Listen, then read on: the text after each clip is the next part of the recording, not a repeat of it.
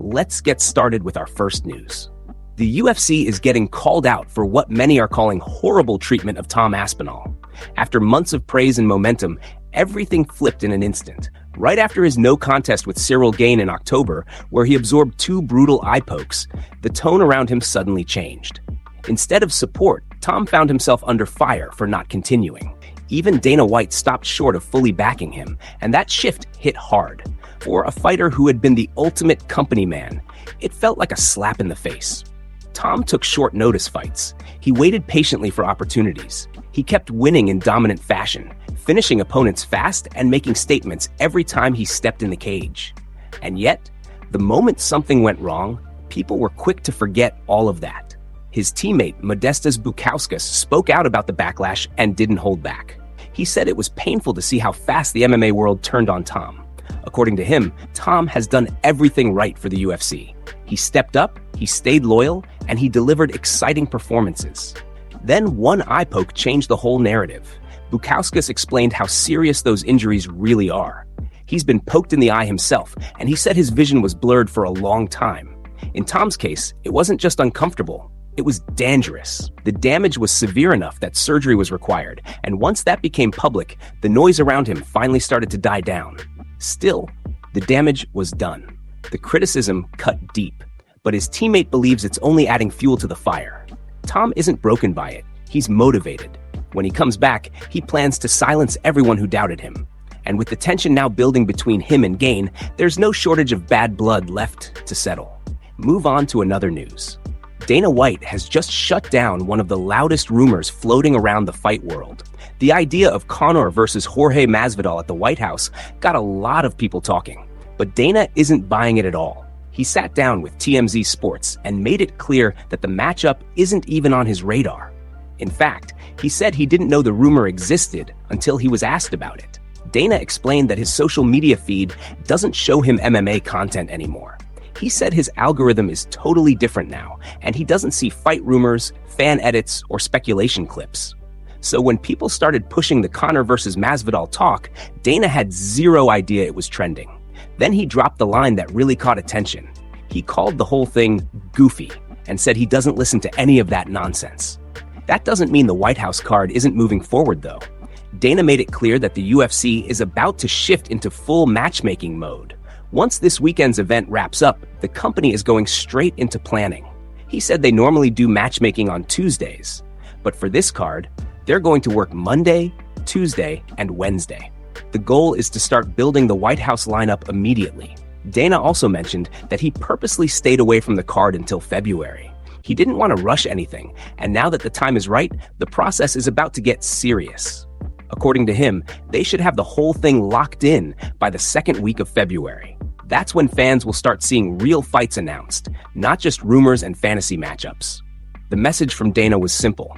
Just because something is trending online doesn't mean it's real. A lot of noise gets made on social media, and most of it never reaches the actual decision makers. For him, Conor versus Masvidal at the White House isn't bold, exciting, or visionary. It's just goofy.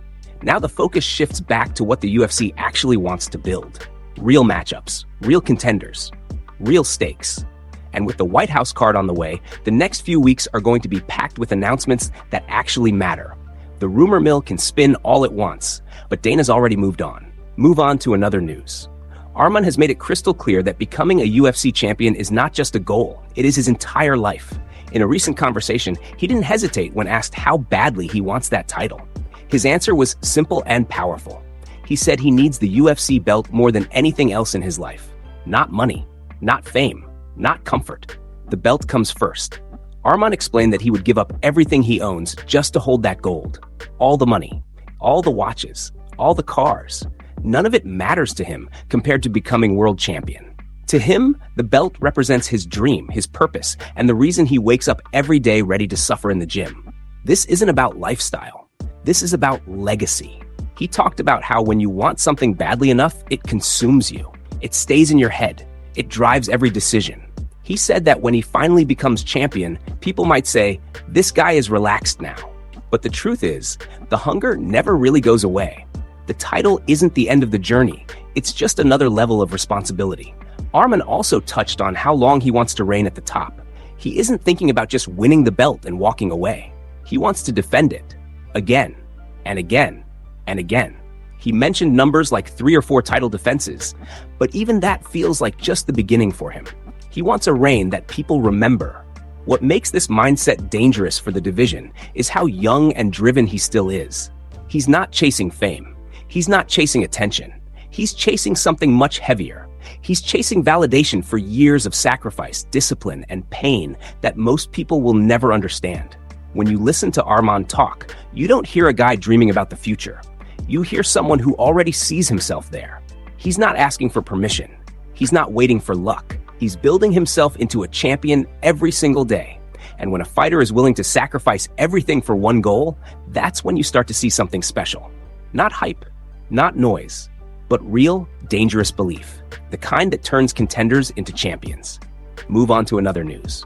Ben Askren is not a fan of the idea of booking Jon Jones versus Alex Pereira, and he thinks it's a bad business move for the UFC. In his view, the risk is completely one-sided. If Alex goes in there and loses, his value takes a major hit. And if Jon wins, there's a strong chance he just walks away from the sport again. That leaves the UFC with no long-term benefit. Ben explained it like this.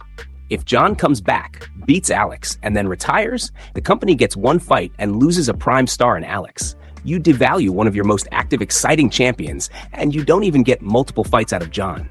That's a terrible trade for the UFC. He pointed out that Alex, even though he's older, hasn't shown any signs of slowing down. He's active, he fights often, he delivers. That makes him a valuable commodity. Ben believes the smarter move is to protect that value and get 4, 5, maybe even 6 strong fights out of Alex instead of feeding him to Jon for a one-off legacy moment. Ben also said that if you were betting on whether Jon would fight 2 or 3 more times, the answer is an easy no. He doesn't see Jon sticking around. He sees Jon coming back, beating Alex, claiming he took out another multi-division champion, calling himself the greatest ever again, and then disappearing. The conversation then shifted to whether that mindset is selfish. Is it selfish for Jon to take a big fight just to boost his own legacy without caring what happens to the company behind him? Ben said no, not necessarily. The UFC is a business, not a person. Fighters are allowed to act in their own best interest. However, he added that it becomes a problem if there's a lack of honesty. If Jon tells Dana White he's coming back for multiple fights, gets the matchup, and then retires anyway, that's when it crosses into bad faith. That's when it becomes selfish. There was also mention of past agreements, including talk that after the Stipe fight, Jon was supposed to face Tom Aspinall. If Jon now says, "Give me Alex instead," that becomes a trust issue between him and the UFC. Ben's core point is simple. This fight looks cool on paper, but in reality, it hurts more than it helps. It risks killing Alex's momentum, gives the UFC nothing long-term, and lets Jon ride off into the sunset with all the glory. From a business standpoint, it's just not smart. Move on to another news. Justin Gaethje has laid out a wild plan for what comes next in his career, and it starts this weekend. First, he wants to shut down Paddy at UFC 324. Then, he wants Ilia. And after that, he wants his revenge against Max Holloway. No shortcuts, no safe roads, just the hardest possible path. Justin knows Paddy is riding a wave of momentum and confidence, and he respects how dangerous that combination can be. He said momentum is something you have to steal early, because at the highest level, fights are decided by who makes the first mistake. Justin plans to be the one who teaches Paddy that lesson. He also said he loves being the underdog. Throughout his UFC career, he's thrived in that role, and he believes that's where he performs his best. He talked about his journey since 2017, fighting top 5 opponents year after year and still standing. He said the only reason he's still here is because he truly is one of the best fighters in the world. This sport is crazy, brutal, and unforgiving, but he survived it because of who he is and how he fights.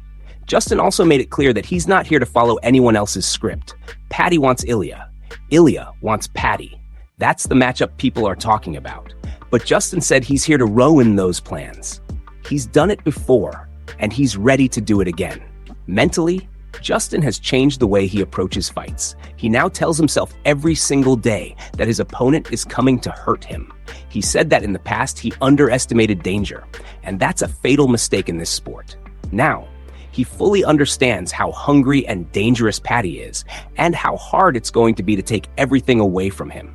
When asked about how many fights he has left, Justin didn't hesitate. He said once he gets that belt, he's not stopping. He's going to beat Paddy. Then he's going to beat Ilia. And then he's going to get Max back. That knockout loss still burns, and revenge is part of his mission. This isn't just about one fight. This is about legacy, pride, and proving that Justin Gaethje still belongs at the very top of the sport. Move on to another news. Khabib Nurmagomedov just sent shockwaves through Russian MMA media with his comments on Tom Aspinall and the chaotic ending to the Cyril Gane fight.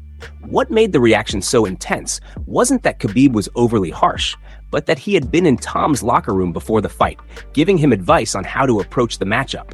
Many fans saw that as support. So hearing Khabib speak out afterward felt like he was taking a side in what was supposed to be a massive heavyweight moment. The fight itself unraveled fast. After a brutal eye poke, Tom chose not to continue, and the bout was ruled a no contest. Instantly, the internet exploded.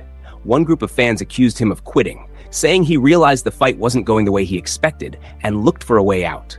Another group defended him, arguing that protecting his vision and his belt was the smart move, especially since he had only recently been promoted from interim champion after Jon Jones retired. At the center of it all is a classic MMA debate: courage versus strategy, pride versus self-preservation, and Khabib's opinion added gasoline to the fire. In a recent Russian interview, Khabib made his position clear. He said that in championship-level fights, there is no room for hesitation. According to him, a true champion pushes through adversity and finds a way to win, even when things go wrong. He didn't directly call Tom a quitter, but his message was clear. In his eyes, the fight should have continued. That's what really stirred people up, because Khabib is known for his discipline, toughness, and championship mindset. When someone like that speaks, fans listen. Some agreed with him completely, saying a real champion doesn't stop under pressure. Others pushed back, saying vision is not something you gamble with, and one bad decision could end a career. What made it even more complicated is the timing. Tom had just been elevated to full champion status, and this was his first chance to prove himself in that role. Instead, the night ended in controversy, criticism, and now public disagreement from one of the most respected figures in MMA history. Whether you side with Khabib or with Tom, one thing is certain: this moment changed the narrative. It turned a simple no contest into a full-blown debate about what it really means to be a champion. And for Tom Aspinall, the pressure just went to another level.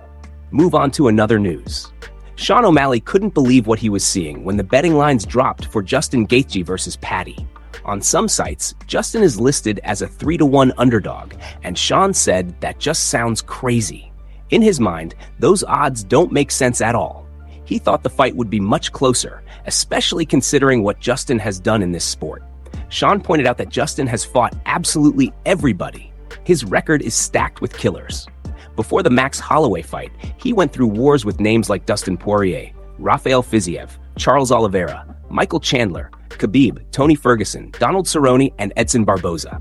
That's not just experience, that's elite experience. So seeing him treated like a long shot surprised a lot of people, including Sean. At the same time, Sean admitted he understands why some fans feel like it's Paddy's moment. Paddy is young. He's confident. He's riding momentum.